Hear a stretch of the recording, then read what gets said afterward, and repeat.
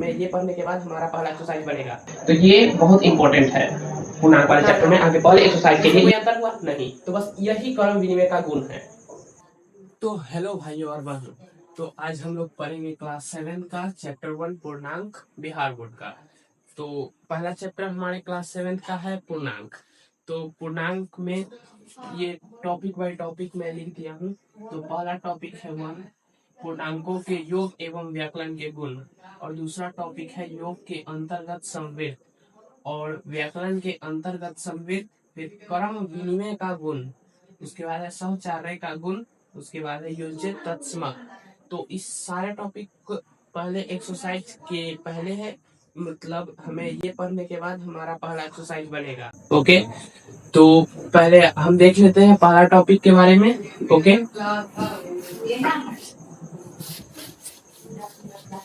तो पहला टॉपिक आ रहा है पूर्णांकों के योग एवं व्याकरण के गुण। ओके, तो पूर्णांक किसे कहते हैं? तो पहला पूर्णांक, ओके, पूर्णांक, तो पूर्णांक उसे कहते हैं धनात्मक प्राकृतिक संख्या और ऋणात्मक प्राकृतिक संख्या दोनों को मर्ज किया जाता है ना, तो उसे हम पूर्णांक कहते हैं। जैसे कि धनात्मक पूर्णांक संख्या को हम पहले लिख लेते हैं। तो कोई भी एक या दो से, मतलब एक से प्राकृतिक संख्या तक चलेंगे हम।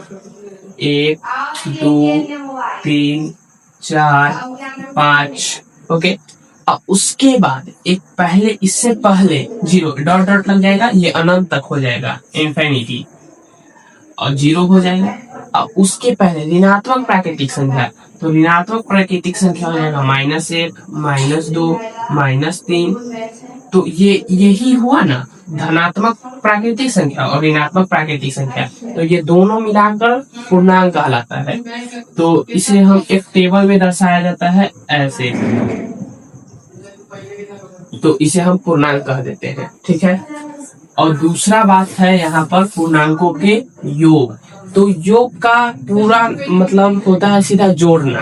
तो पूर्णांक 2 + 2, 2 भी एक पूर्णांक है, -2 भी एक पूर्णांक है, 3 एक पूर्णांक है, -3 भी एक पूर्णांक है। तो 2 और 2 को जोड़ेंगे तो बस वही एक योग हो गया। तो योग मतलब होता है सीधा जोड़ना। ओके, अब व्याकलन, व्याकलन मीन्स होता है घटाना। व्याकलन मतलब होता है घटाना। ओके, पूर्णांकों के योग एवं व्याकलन के गुण, मतलब कि पूर्णांक को घटाना है और जोड़ना है। पहला टॉपिक के कह रहा है हमारा। ओके, ये पहला टॉपिक आपने समझ लिया। अब चलते हैं दूसरा टॉपिक पर। दूसरा टॉपिक कह रहा है योग के अंतर्गत संवृत्त। तो दूसरा हमारा कह रहा है योग के अंतर्गत, योग के अंतर्गत संवृत्त। ठीक है, यानी कि जोड़ के अंदर, मतलब दो जोड़, मतलब आप एग्जाम्पल लेके समझिए। जैसे योग है तो कोई पूर्णांक ही होगा, ऑब्वियसली बात है, या 2 पूर्णांक का चैप्टर है तो पूर्णांक का ही जोड़ होगा। तो ले लेते हैं हम 2 + 2, तो इसका आंसर कितना आ जाएगा? 2 + 2 4। तो 4 भी ना एक पूर्णांक है धनात्मक पूर्णांक है, 4 भी एक पूर्णांक है। 2 + -2, ठीक है, तो 2 + -2 हो जाएगा 0। ओके, तो 0 भी तो एक पूर्णांक है।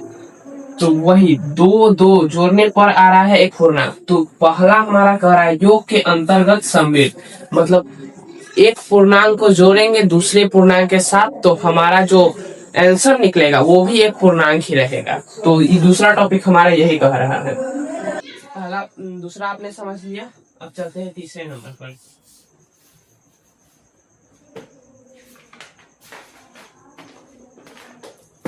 तो तीसरा नंबर है व्याकरण के अंतर्गत, व्याकरण, व्याकरण के अंतर्गत संवृत्त। ठीक है, तो पहले हाँ, आपने पहले टॉपिक में पढ़ा व्याकरण मतलब होता है घटाना, ठीक है।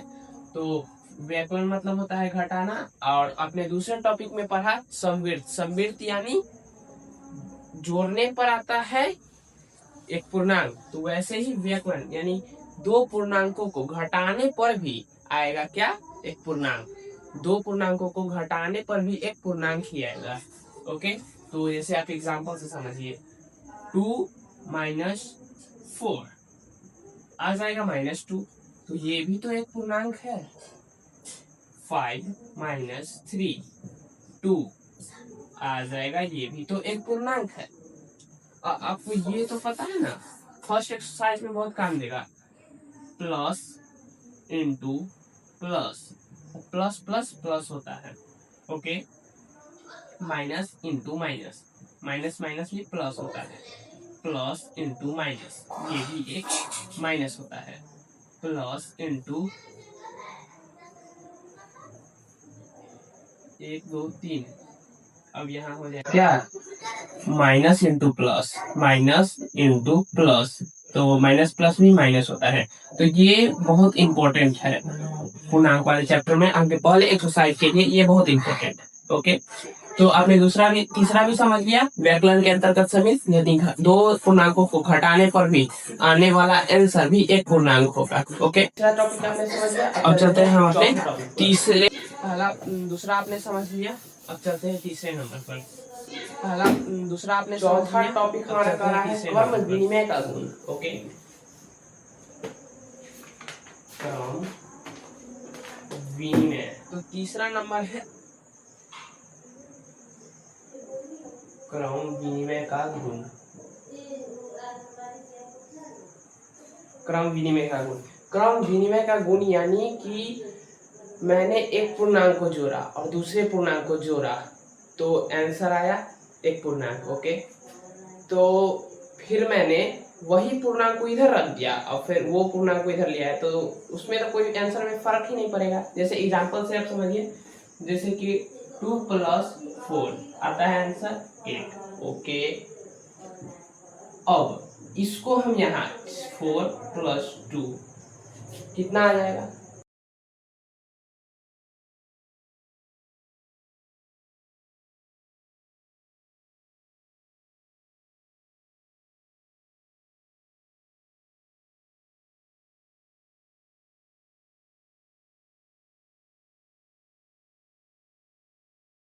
बस यही होता है क्रम विनिमय का गुण, 8 होगा। तो आपके एक किताब में एक फॉर्मूला नहीं, ऐसे ही एक दिया होगा क्या, a + b = b + a। तो आप ऐसे ही ना समझाया, मतलब 2 + 4 = 8 होता है, तो 4 + 2 भी तो 8 ही होता है। तो बस यही चीज को a + b के रूप में लिख दिया है। ओके, तो अब हम चलते हैं पांचवें नंबर पर। तो पांचवा नंबर हमारा कह रहा है सहचर्य का गुण। ओके,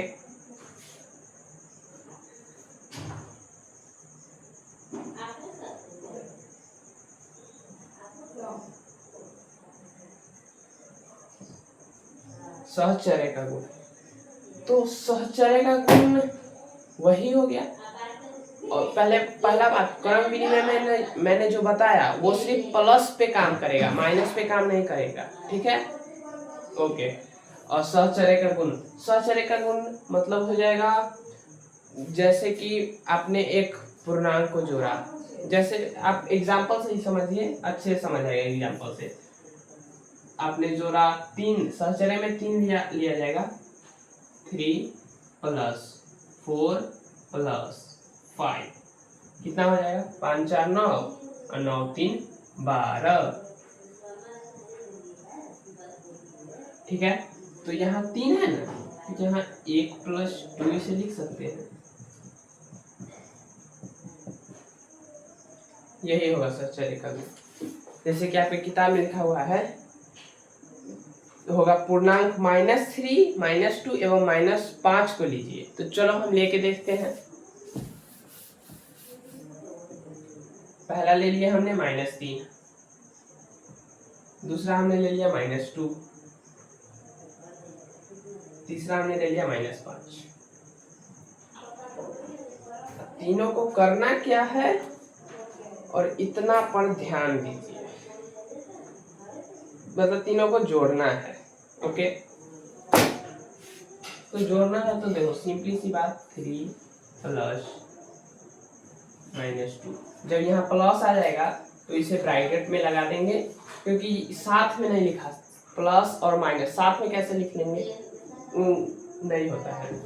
ओके, फिर प्लस आ जाएगा, फिर यहाँ -5 आ जाएगा। ठीक है, अब मैंने आपको शुरुआत में बताया था, जो ये आपके पहले एक्सरसाइज में काम आएगा कि प्लस और माइनस को गुना करने पर माइनस आता है, तो अभी यहाँ वो काम आएगा, -3 और प्लस माइनस को गुना करने पर plus minus minus. Okay, 2 plus minus minus और फिर 5 आ जाएगा। ठीक है, अब ये क्या होगा, तो देखो अब यहाँ समझाता हूं मैं। आपने अपने पहले दोस्त से 3 रुपया उधार लिया, दूसरे दोस्त से 2 रुपया उधार लिया, तीसरे दोस्त से 5 रुपया उधार लिया। ओके, तो 3 रुपया उधार लिया, 2 रुपया उधार लिया, 5 रुपया उधार लिया, तो आपके पास कितना कर्जा हुआ, तो आपके पास सब मिला के कितना कर्जा हुआ, तो 5 3 8 8 2 10, तो सीधा यहाँ आंसर हो जाएगा -10। ठीक है, तो बस यही सहचर्य का गुण कह रहा है।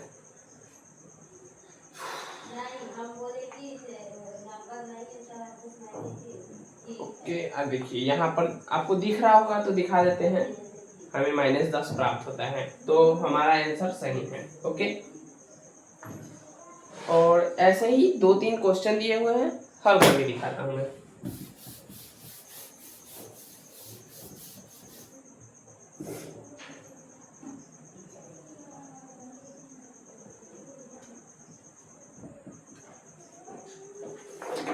पहला है -3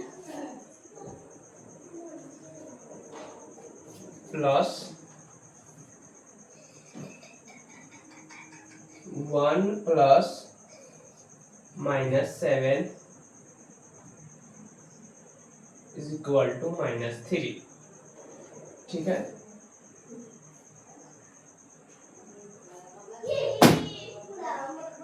हो गया, तो 3 प्लस उसके बाद ये है इज इक्वल टू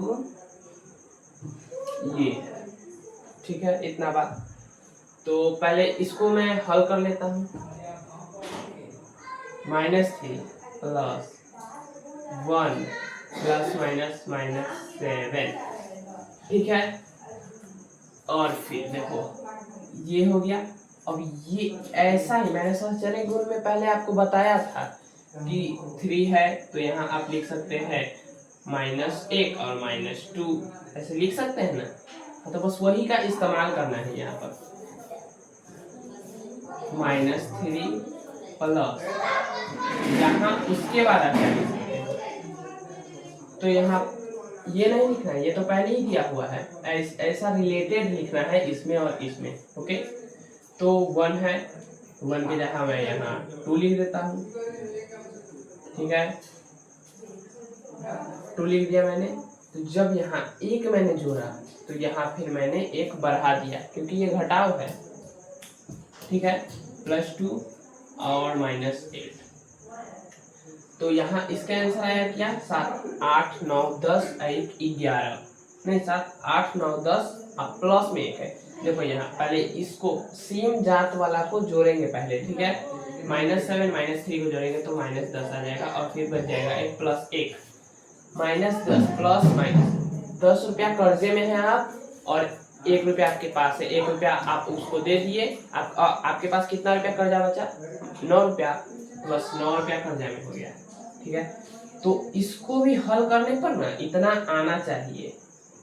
ठीक है, तो 8 9 10 11, पहले सेम जात को जोड़ेंगे तो 8 3 11।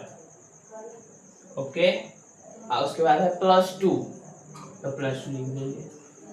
11 रुपया आपने अपने दोस्त को उधार दे दिया, अभी आपके पास 2 रुपया है, तो वो 2 रुपया आप उसको दे दिए, तो कितना रुपया आपके पास उधार बच गया? 9 रुपया, -9। ओके, तो देखो -9 आ गया, तो आपका ये जो है, आपने ये जो बनाया वो सही है। ओके, अब बोल रहा था ऐसा ही रिलेटेड एक और बनाइए, तो फिर मैं वही बना लेता हूँ। -3, यहाँ 2 लिखा, फिर यहाँ मैंने 3 लिख दिया, तो फिर यहाँ मैंने 1 बढ़ा दिया, तो फिर 1 और बढ़ा दूंगा। तो आपके पहले एग्जाम्पल का इतना आंसर हो जाएगा। तो सिंपल सहचर्य का गुण मैंने यही बोला कि -3 + 2 हो गया, तो आप इसे ऐसे भी तो लिख सकते हैं, ऐसे।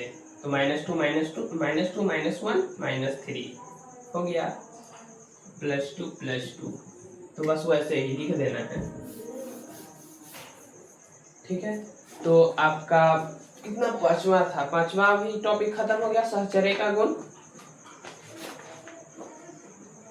उसके बाद लास्ट है योज्य तत्समक। ठीक है, लिख देता हूँ।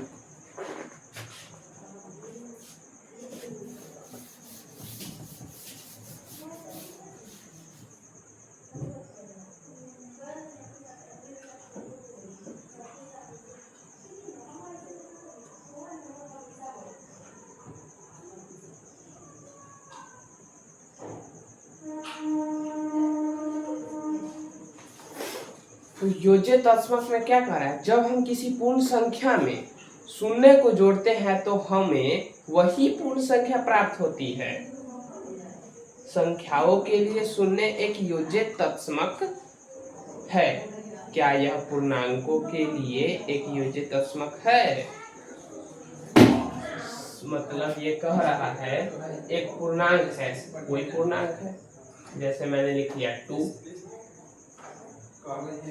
2 में +0 को जोड़ेंगे तो उसका आंसर वही पूर्णांक आता है, तो 2 आएगा। क्योंकि 2 रुपया आपके पास है और मतलब उसके बाद आपके पास किसी भी रास्ते से कोई रुपया नहीं आया, तो आपके पास तो 2 ही रुपया बचेगा, तो 2 ही रुपया है। तो फिर यहाँ 3 + 0 3 होता है, तो बस वही पूर्णांकों को 0 के साथ जोड़ने पर उसका आंसर पूर्णांक होता है, यही कह रहा है योज्य तत्समक। ठीक है, योज्य तत्समक का भी 2-4 एग्जाम्पल है जो आपको मैं लिख के दिखा देता हूँ, एग्जाम्पल से बेटर समझ आएगा।